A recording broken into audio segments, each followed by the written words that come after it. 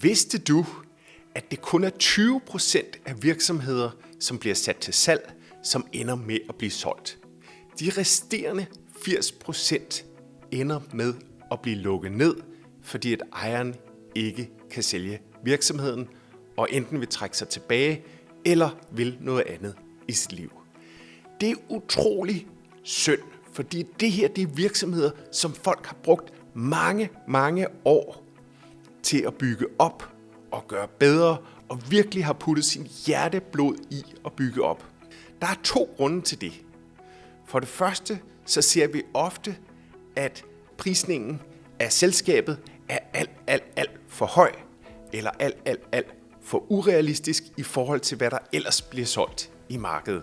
Ofte så kigger man på Løvens Hule, eller man kigger på Dragon's Den, eller man får nogle rådgivere, som aldrig nogensinde lægger deres egen penge på bordet, som går ind og beregner nogle urealistiske priser på det her. Eller også så kigger man på, hvad folk har fået for deres virksomheder over i Silicon Valley, og man tænker, det her det er den næste Facebook.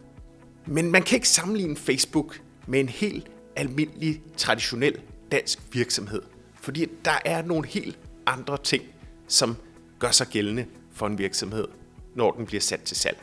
Den anden grund til, at virksomheder ikke bliver solgt, når efter det bliver sat til salg, er, at selskabet ikke er gjort klar til salg. Ligesom når man skal prøve at sælge sin bolig, så skal man også gøre sin virksomhed klar til salg. Når du sælger din bolig, så går du ind og laver alle små reparationerne.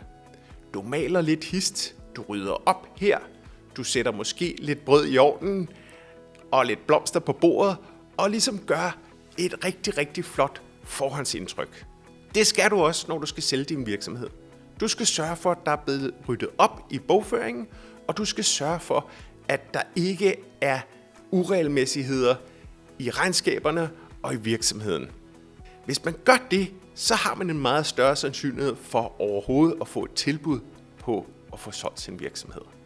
Når vi starter et samarbejde med en virksomhedsejer, så kommer vi ud til jer og sætter os ned over en kop kaffe og prøver at forstå jeres virksomhed og prøver at forstå dine ønsker til din virksomheds fremtid og dine ønsker til, hvad du gerne vil fremover.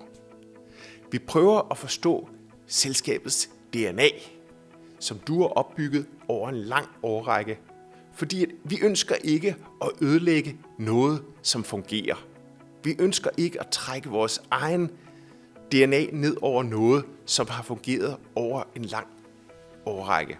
Så sætter vi os ned, og når vi har fundet dine ønsker og fået en god forståelse for, hvordan virksomheden opererer i dag, så går vi tilbage til kontoret og laver nogle udregninger på, hvad virksomheden er værd. Efterfølgende sætter vi os ned med dig og kommer med et tilbud på, hvordan en virksomhedshandel kan struktureres, og hvilken pris, som vi har mulighed for at give for virksomheden. Det er helt uforpligtende. Vi kommer, og vi prøver at afsøge den bedste måde at dække virksomheden og dine behov for en exit. Hvis det lyder spændende, så tag kontakt til os, og så sætter vi en kaffeaftale op i kalenderen. Glæder mig til at hilse på jer.